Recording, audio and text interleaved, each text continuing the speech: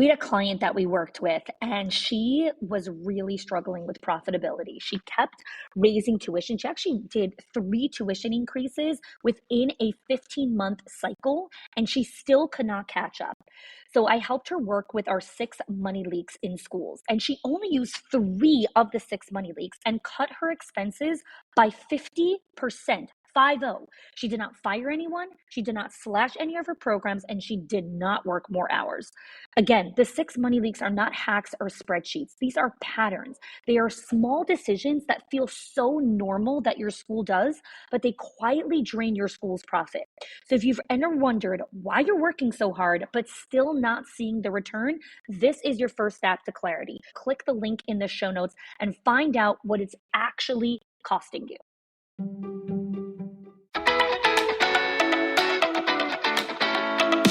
Welcome to the Schools of Excellence podcast, where we have conversations about education, leadership, and building a school of excellence.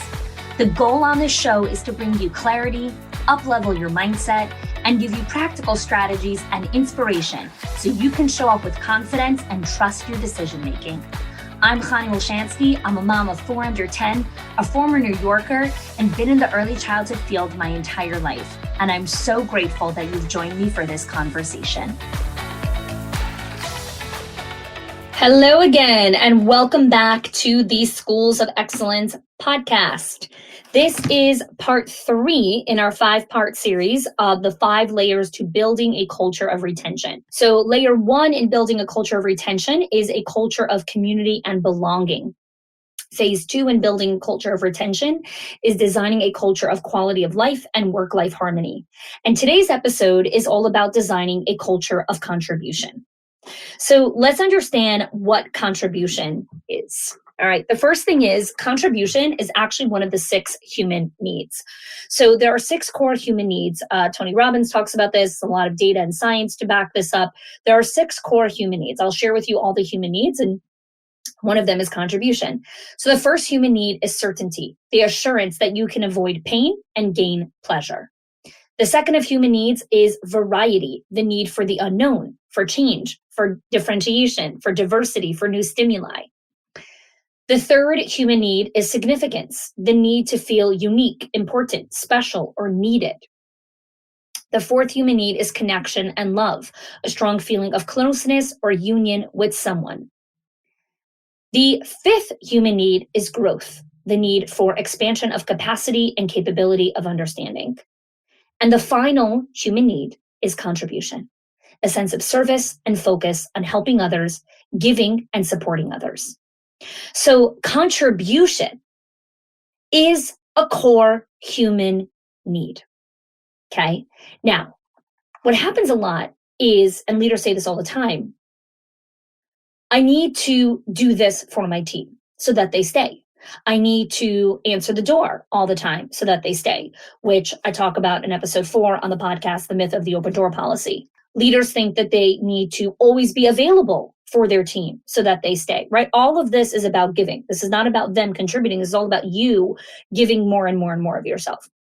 Leaders think they need to give raises and bonuses and profit margins and 401ks and all of these things so that they stay, all in the name of so that they stay. Very few people have contribution as part of their retention strategy.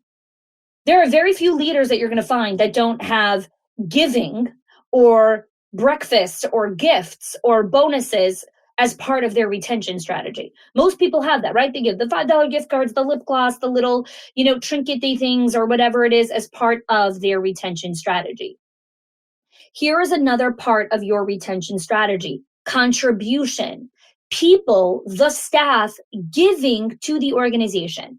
Now, I know this sounds like completely counterintuitive and like I flip everything on its head, right? Because usually we think that we have to give in order for them to stay.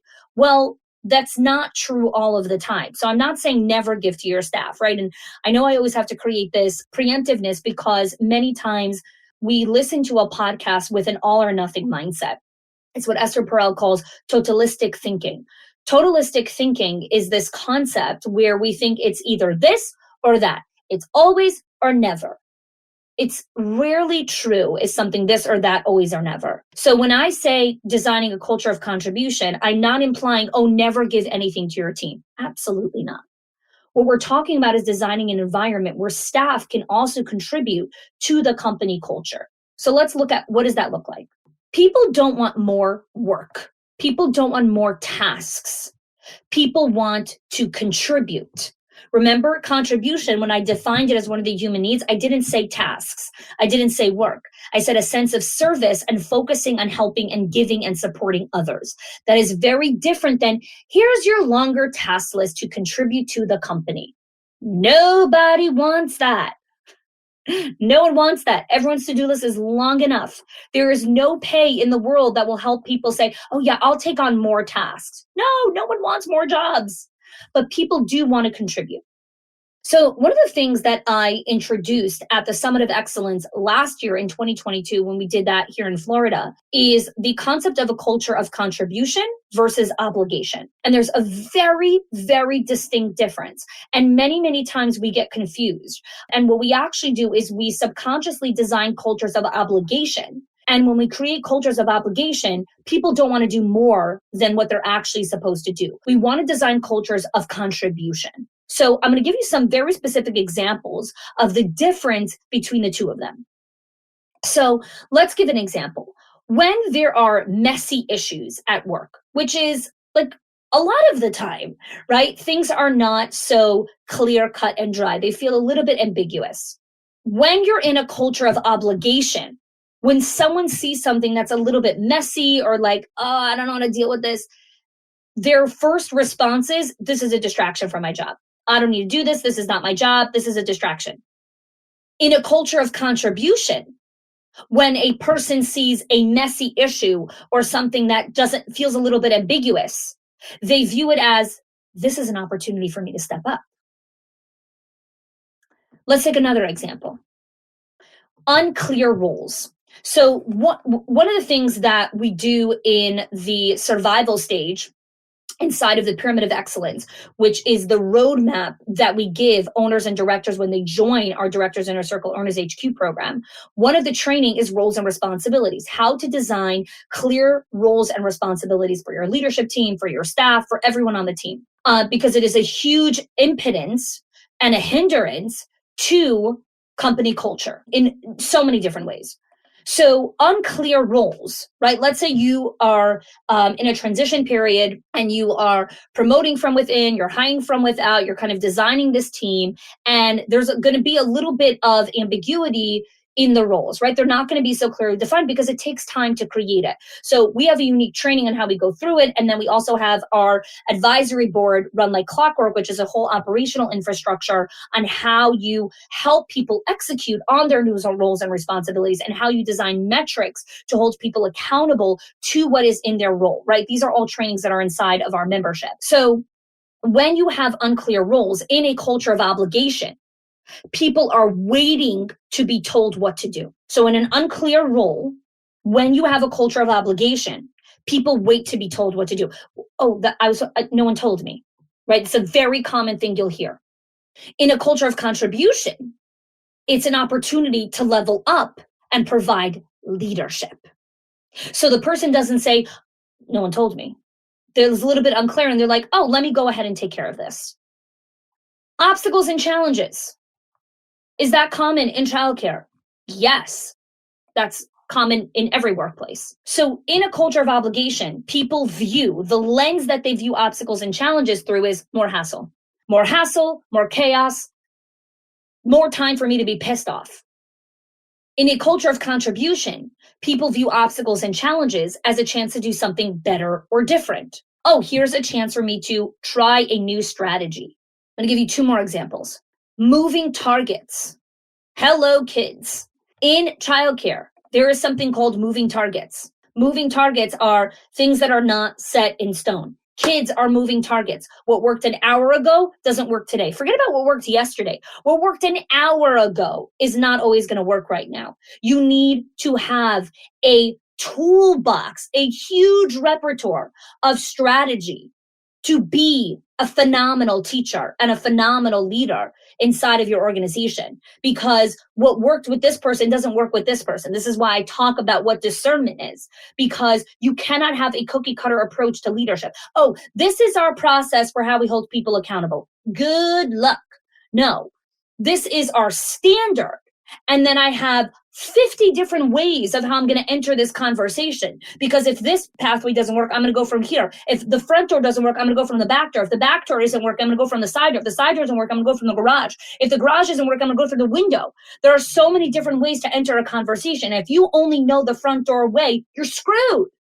You need a huge repertoire of the way that you handle things, because people are moving targets. So in a culture of obligation, what happens is people say, oh my God, what a detour from what I needed to do today. So they have their target. This is what I'm going to do today. The moving target comes in and now they're like, yeah, my day's all derailed.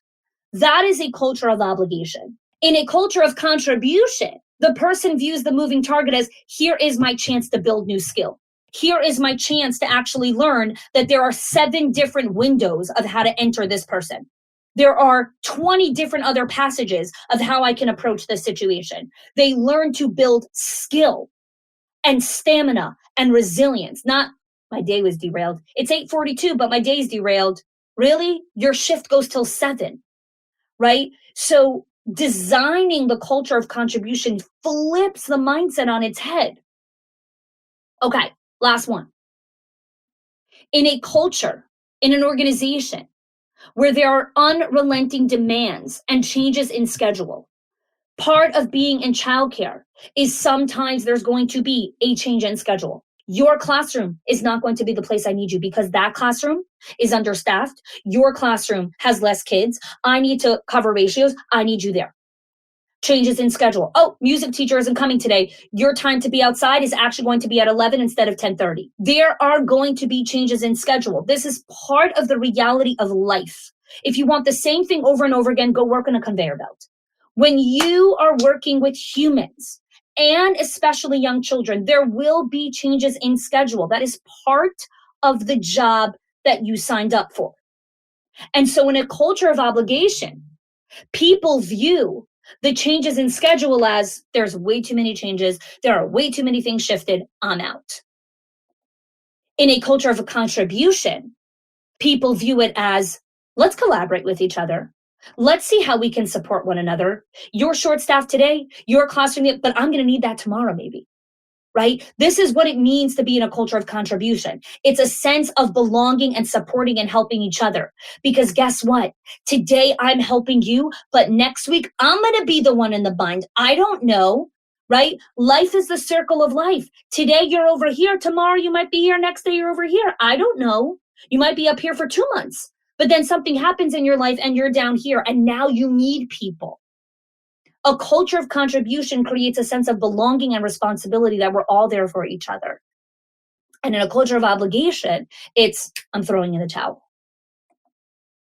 So I hope that what I've shared here so far is really helping you just change your perspective. Like, get a new pair of glasses and understand that when you are building culture, and we want a culture of retention, one of the layers is designing contribution as a mindset in our organization. And right now, you might have a mindset of obligation in the way that your team and yourself approaches the daily whatevers of the day. And so we want to flip and invite a new mindset of contribution into the organization. Why? Right? Why do we want contribution? So let's talk a little bit about why contribution helps. And then I'm going to help you go even further with some questions and how to build this new lens and this new perspective. So we all want this culture of contribution, right? It sounds amazing, but there are certain things that you're doing that are actually limiting this. So what's happening is your team's contribution can be limited by overreaching. What is overreaching? Well, it's when one member or a few core team members try to do the bulk of the work. Okay. Now, every single one of you are listening to this. has had an experience or is currently having an experience where you have been in a group project, in a relationship, in whatever, where someone on the team has done the bulk of the work, and that person might be you, or it might be someone else. But we've all had an experience where we've been in a project where someone has been doing the bulk of the work. I know I've done that in high school where I've been the leader of projects and I've taken on the bulk of the work, and then I get all pissy and resentful why no one else is doing anything. I've been on the flip side where I wanted to contribute, but I couldn't find an opportunity for me to step in and even just offer anything. So we've all been in those situations. Okay. So there are two things that happen when there's overreaching on the team. One, others step aside. My contributions don't matter. When I see you doing all the work, I am not needed. When I am not needed, why should I contribute? There is an immediate assumption, because your actions imply it, that you want to do all of the work. And this goes back to high school projects. This goes back to like everything. And so what happens is the person on the team who's overreaching hasn't discovered that they are sidelining team members and not allowing people to contribute.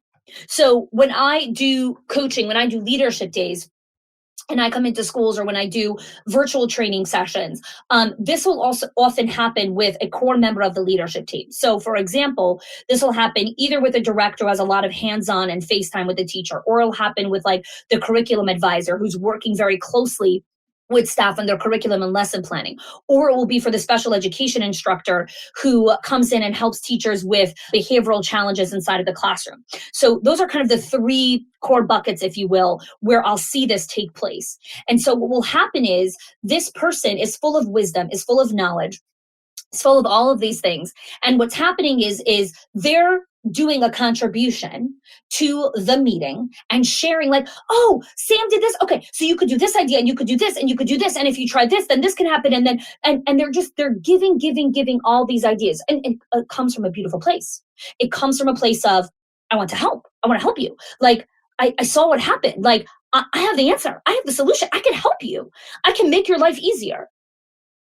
If anyone is listening to this and they have teenagers, okay, that doesn't fly very well in life. I know that you know what's best for your teenager. Your teenager doesn't give a crap. They don't want to hear it from you. They don't want to know that staying up till 1 o'clock in the morning and doing X, Y, and Z is not good for them. They don't want to hear that. They don't want to hear your advice and wisdom. They don't care. Well, your staff do not want to hear how to run their classrooms from you, the director, the classroom specialist, the advisor. They don't want to hear it. They don't want to hear it because the constant barrage of advice implies you are not capable to figure this out on your own. You are not smart enough to come up and contribute ideas of your own. So when I start challenging in these one-on-ones, in these leadership days, I'll often hear the first thing that I'll hear is, no, I always ask them, I'm like, well, what are your ideas? I'm like, no. Let's do a real role play of what happens, okay? A reality role play of what happens is you come in and you ask, this is the problem. Does anyone have any ideas?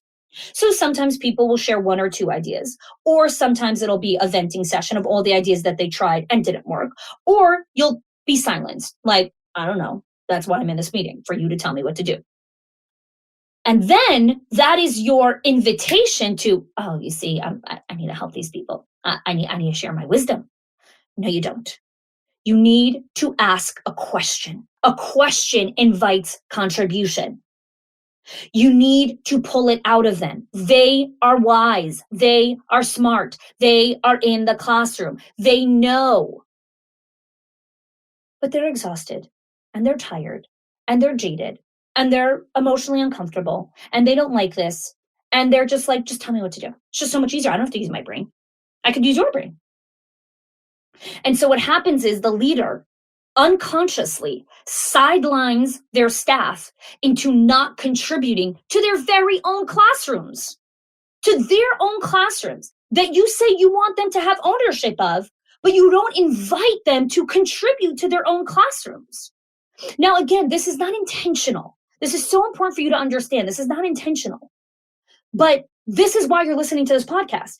This is why you're listening to the show. This is why people join the owner's HQ and the director's inner circle, to disrupt their pattern of thinking, to show them there's a whole new way to approach this. This is why people hire me for leadership days, because we come in and we work this through.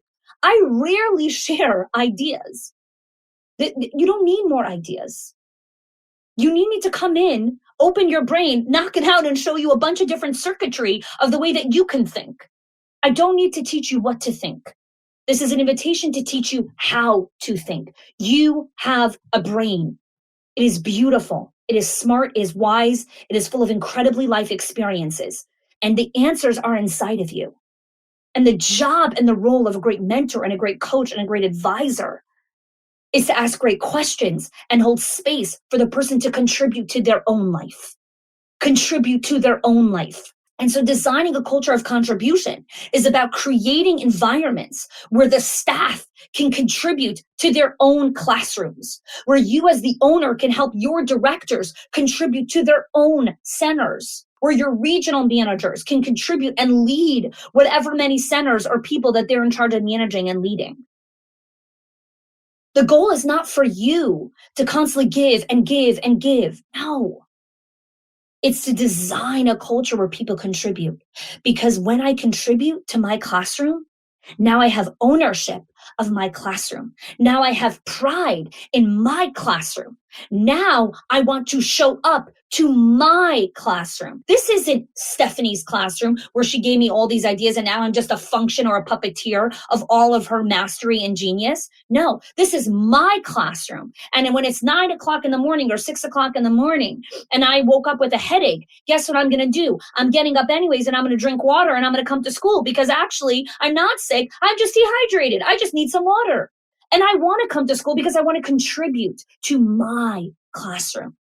So I really hope this is disrupting the way that you're currently thinking about your culture of retention, the way that you're currently thinking about the way that you are leading and managing your own leaders, right? Like this is what we do in the Owners HQ. This is what we do in our legacy group, in our in-person days, like disrupting how you're approaching the everyday conversations, which I'm going to go into in a moment.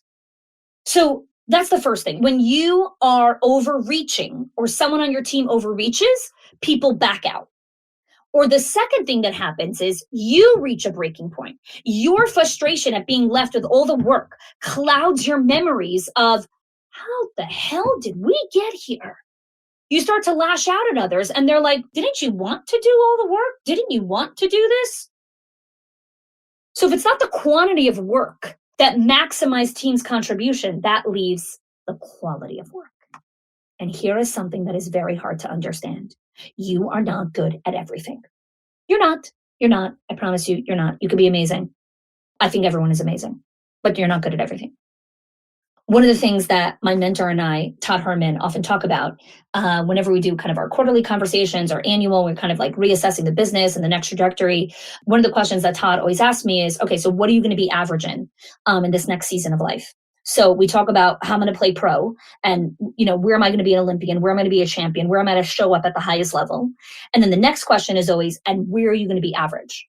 Because you have to intentionally decide where you're going to play average, where you're going to be mediocre, because that's how you make space where you're going to be like a pro. You cannot be a pro at everything.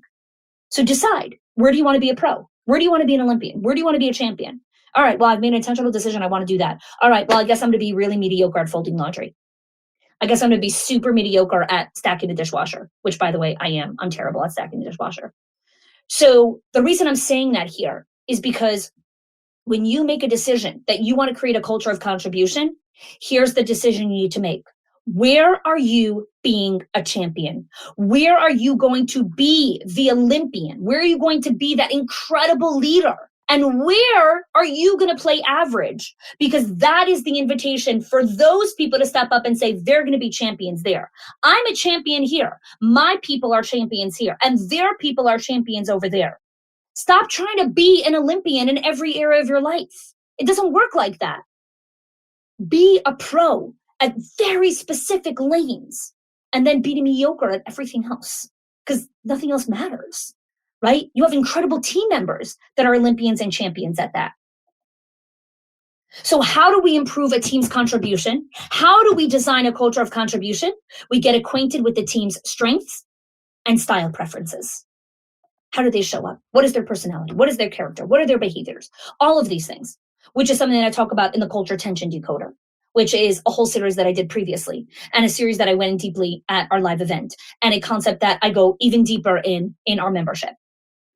We start to understand and decode people's strengths, people's weaknesses, their personal preference styles, how they like to show up, and then we create opportunities for contribution.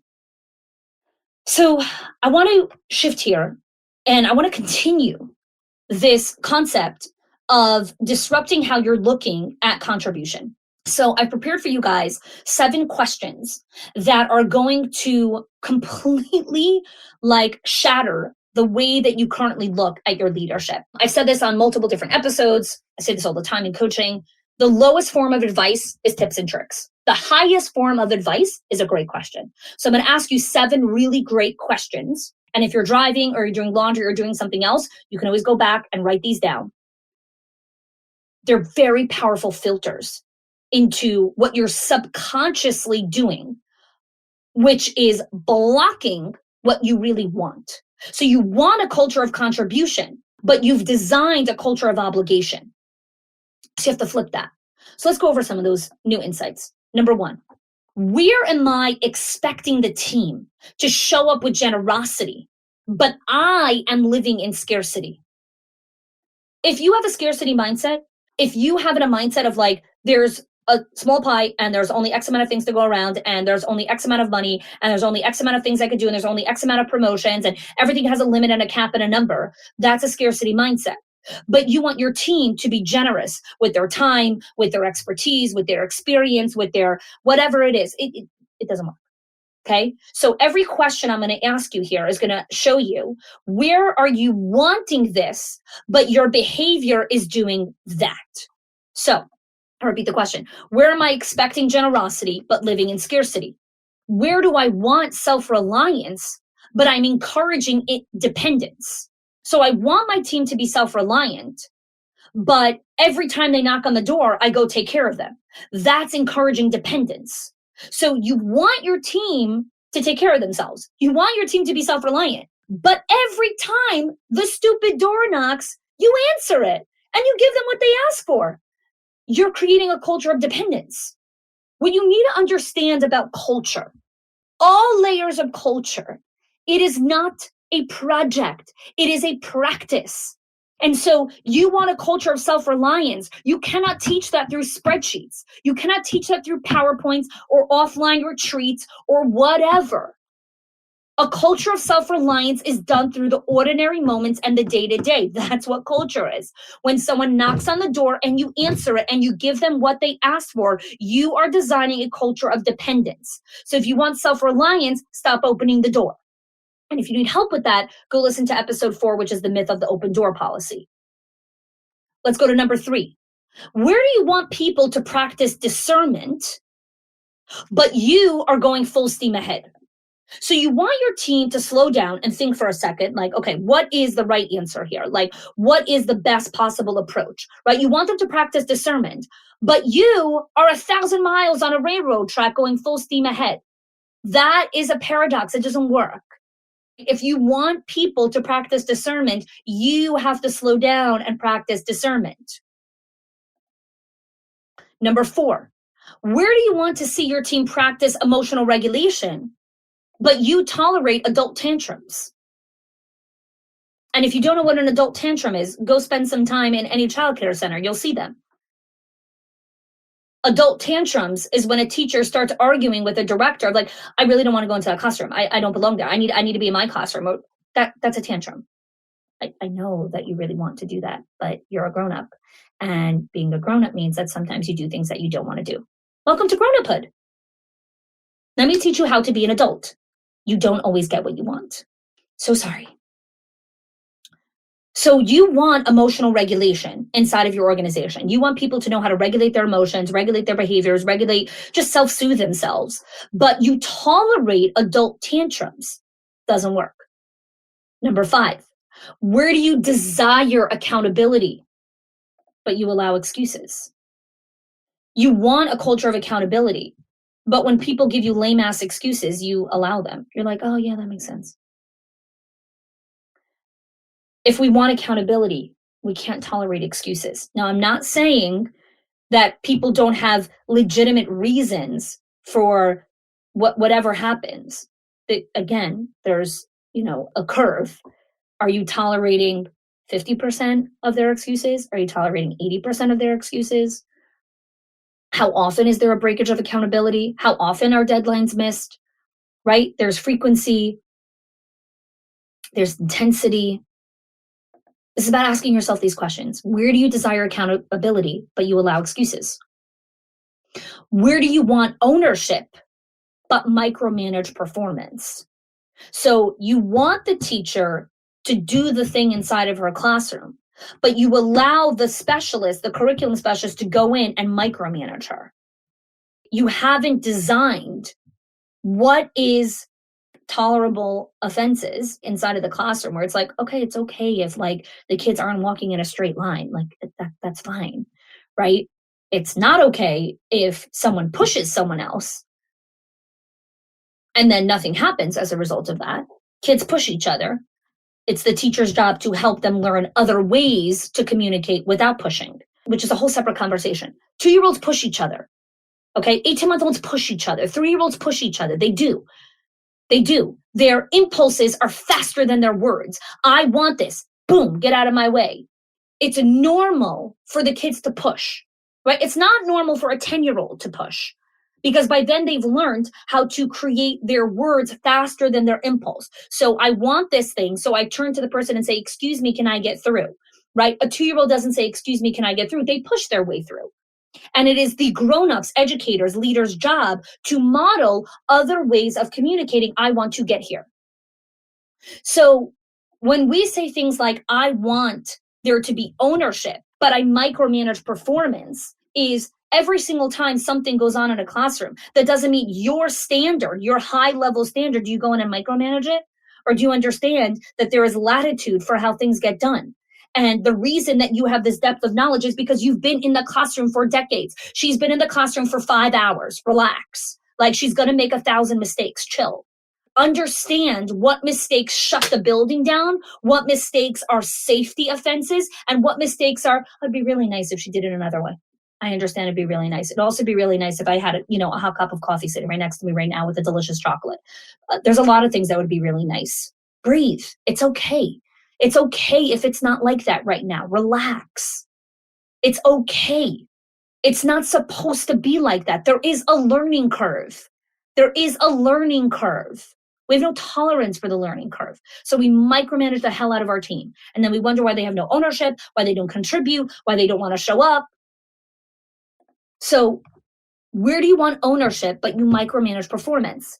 And lastly, where do you want the team to be joyful and happy, but you don't celebrate your own wins? You need a model celebration. You need a model being happy and joyful and celebrating wins. Because guess what? Being in a classroom is exhausting. There are a million things that go wrong. But you can model joy and showing people that we celebrate micro wins. We celebrate small wins. So today the kids made it from the classroom to the playground without falling, without tripping on each other. And everyone came out with their coats on. And everyone magically had all their 10 fingers in their gloves. Woo! Celebration time. Pop the champagne. Understanding what is a win for this teacher. It's a win. She got all 10 2-year-olds in their coats, in their gloves, in their hats, in their boots, walked them from that side of the building outside. Nobody fell. Nobody hurt themselves. She didn't raise her voice and she made it outside. That is a win for a 20-year-old teacher who's never been in the classroom before. That is a huge win. Now, is that a win that I would personally celebrate? No. I've had other milestones that I've graduated from that being a win that I celebrate, right? I don't celebrate getting my kids out of the house every morning. I've been doing it for 14 years. I get my kids out of the house in the morning. There are other things that I celebrate. So it really depends on where you are in the journey. This is why I talk about season of life, right? Like understand what is joyful, what is worth celebrating, where are you holding? And if you want a team that is happy and joyous and content, celebrate your wins. So I went a little bit longer here in this episode because there's just so much I want to talk about when it comes to designing a culture of retention. So let's just talk about how we break this down, because that's what I want to leave you with here. What gets measured gets improved, right? Famous quote from Pete Drucker. And so in the same way I talk about tracking gratitude, which is episode 3 on the podcast, creating a teacher roster of your staff and a roster of your leadership team with everyone's strengths, their hobbies, their talents, their growth paths, right? Like, what are your hobbies? What are some of your talents? Where did you go to school? What did you major in? What did you specialize in? Did you do any apprenticeship in certain places, right? Asking them these questions. I worked with an owner who had a new teacher on the team. And she asked the teacher to do a short presentation on the top science experiments, because this teacher worked in a science lab, for 2-3 years. And she learned some of the coolest science experiments to do with kids. And so she had her do a presentation. The teachers loved it. And what was so amazing is this was a new teacher. And this was a powerful gateway for her to make new friends and build relationships with other staff. So many times owners will tell me a teacher would never, just create a presentation during a staff meeting. I would have to pay her for it. No, you don't. She was so happy to do it. She loves science. She was happy to create a 30-minute presentation and share what she loves to do. Again, going back to my question, where do you want people to be generous, right? The teacher is being generous, but you live in scarcity. You live in this mindset of, I got to pay her for that. I got to compensate her for that. No, she wants to contribute. She wants to. So creating a growth path, right? Creating the strengths, the hobbies, the talents, and then tracking. Is every single teacher being invited for an opportunity to contribute at least once every 90 days? And with a smaller team, once every 30 days. So many leaders get hung up on, really want the teacher to take more initiative. Teach them how to do that. Invite them how to step up. Show them the skills of how we do this. When you invite them and say, I would love for you to do this. I would love to invite you to do this opportunity. They do it. They do a great job. It builds their confidence. Now they have the confidence skill. And now we continue to create more invitations. And now they build a skill. And eventually they start to be the person that takes initiative. So if you want your team to contribute, if you want your team to take these initiatives, follow these simple but difficult to implement strategies. And if you want support on the roadmap of how to do it, of how we track it, of how we have these conversations, right? Because again, this is not a project, it's a practice. Then I would love to invite you to apply for our Owners HQ, for our Directors Inner Circle program. This is what we do. Like, this is what we specialize in Schools of Excellence. We specialize in building cultures of retention, building all of these cultures, all of these layers. And I would love to have the opportunity to work with you if it's a good fit. And that's why we have an application. So click the link in the show notes, check it out. Thanks so much for joining us here today. Next week, we are going to go over the 4th layer of building a culture of retention, which is designing a culture of accountability and feedback. Thanks so much for joining us. If you are loving the Schools of Excellence podcast and have gotten any value out of it for your school, I would love if you can do 2 things for me. 1, subscribe to the show so you never miss an episode. And 2, can you please leave us a review? Reviews help other school leaders know that this is the place to learn how to build a school of excellence. And I would be so grateful if you can do that for us. Your help and support makes this show to be able to be listened by the thousands of other school leaders all around the world. Thanks so much for listening, for giving us your time and attention each and every week. And I appreciate that you have joined us.